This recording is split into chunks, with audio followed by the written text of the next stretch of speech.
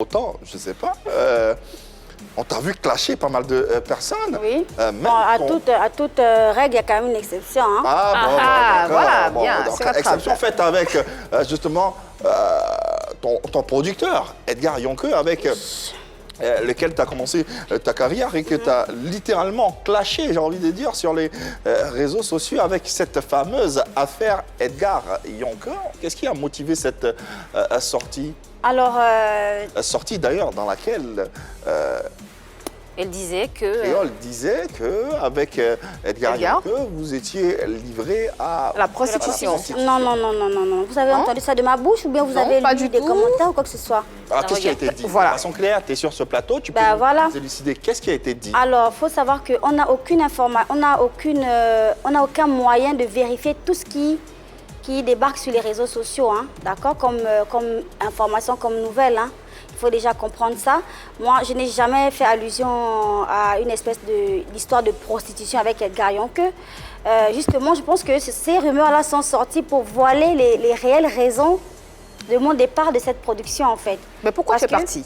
Alors, je suis partie de Direct Prod, ma chérie, parce que bon, j'aime beaucoup M. Edgar. Hein. C'est quand même, c'est mon papa, c'est un monsieur que j'aime énormément. C'est quelqu'un, même depuis mon départ à Direct Prod, qui prend toujours de mes nouvelles.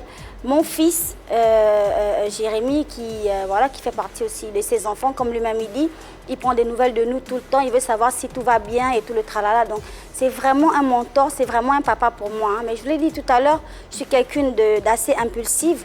Et beaucoup se servent de cette impulsivité pour justement faire un peu la promo au travers moi. Voilà. Je suis partie de Direct Prod concrètement parce que je ne me sentais pas valorisée par mon contrat de travail en fait. Si vous voulez un peu plus d'explications, j'ai signé un contrat à partir du moment où on a fait le clip de VIP. Donc quand on a fait le clip avec Chanel, Bonobo, j'étais plus en essai. D'accord. Alors que Chanel, elle l'avait déjà signé depuis longtemps, en fait. Et moi, j'étais plus en essai à Direct Prod. Donc, je pense qu'avec le succès de Bonobo, il s'est dit, bon, on peut proposer un contrat à Créole. Elle peut faire glosser la maison de production, en fait. Et du coup, on m'a proposé un contrat. Et que moi, j'ai signé un peu naïvement parce que je me suis dit, bon, c'est mon papa, il ne me fera pas de mal, en fait. C'est le même contrat que Chanel a signé. Avant, il y avait Ariel T qui était aussi à Direct Prod. Je me sentais vraiment comme à la maison. C'était un environnement vraiment familier, vraiment... et c'était une opportunité pour moi parce que c'est la meilleure maison de production au Gabon. C'était une énorme opportunité pour moi de signer à Direct Prod. Mais je me suis rendu très vite compte que mon contrat, il était bidon parce que oui, je faisais des vues, des millions de vues, chose que je ne faisais pas avant, vu que je n'étais même pas connue du public gabonais. Oui, je me faisais des millions de vues, mais je ne gagnais genre absolument rien derrière. Un petit clin d'œil à mon mari, le docteur Ludovic Falandry, parce que c'est mon chéri, mon coco là. C'est lui qui s'occupe de moi. C'est lui qui fait tout pour moi dans ma vie, que ce soit l'école de mon enfant, que ce soit moi ou quoi que ce soit. Ton vrai mari ou Non, c'est mon chéri en fait, c'est mon mari en fait. D'accord, ok. Ça fait 15 ans de relation aujourd'hui. D'accord. Donc quand j'ai commencé la musique, c'est quelqu'un qui m'a poussée, qui m'a épaulée, c'est-à-dire financièrement, moralement et tout ce que tu veux. C'est quelqu'un qui m'a vraiment soutenue, d'accord? Et puisque j'étais à Direct Prod, qui est la meilleure production du Gabon, beaucoup se sont dit, ah voilà le niveau de vie de Créole grâce à Direct Prod. Alors que ce n'était vraiment pas le cas. Ok. Ton mari. Donc, dans mon travail, je ne gagnais absolument rien. Et quand je dis ça... Comment? C'est-à-dire, je veux être modeste, en fait. Mais j'ai gagné en visibilité, ça c'est clair. J'ai fait des millions de vues, j'étais connue à travers le monde, d'accord?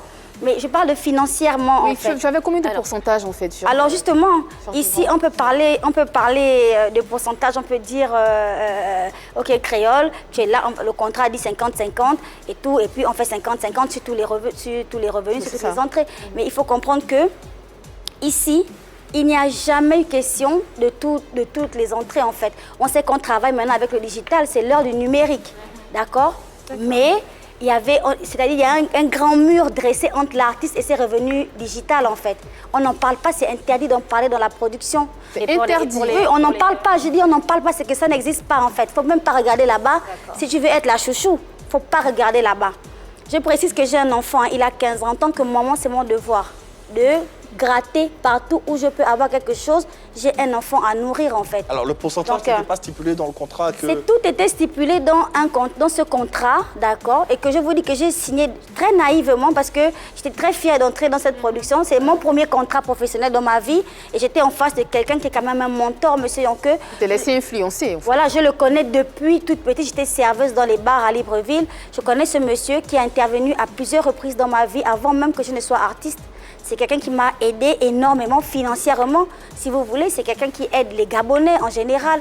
C'est un monsieur qui a du cœur, vous voyez. Mais moi, personnellement, quand j'ai commencé à être artiste, il fallait pour moi faire la différence entre ce que je vaux artistiquement et puis le reste, papa et sa fille, tralala. Parce que je vous dis qu'aujourd'hui, si j'appelle monsieur Yonke pour dire que je n'ai rien à manger, il va m'envoyer de l'argent. Vous comprenez? Il va envoyer quelqu'un me déposer quelque chose ou quoi que ce soit. Et je le dis. Et je l'affirme en fait. C'est-à-dire c'est quelqu'un, on a une vraie relation de père-fille en dehors des écrans. Voici pourquoi je vous garantis qu'il n'y a jamais eu de rumeurs de prostitution venant de mon côté. Ces rumeurs sont sorties sur les réseaux sociaux pour justement faire de l'ombre aux réelles raisons qui m'ont fait partir de Direct Prod.